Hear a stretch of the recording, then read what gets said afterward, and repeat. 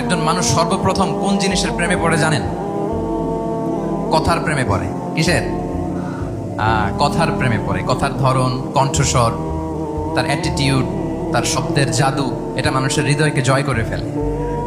আল্লাহ রাসূল সাল্লাল্লাহু আলাইহি ওয়া আলিহি ওয়াসাল্লাম তিনি নিজেও বলেছেন, ওয়া ইন্না মিনাল বায়ানি লা সিহরা, কিছু কিছু বক্তব্যের মধ্যে জাদু আছে।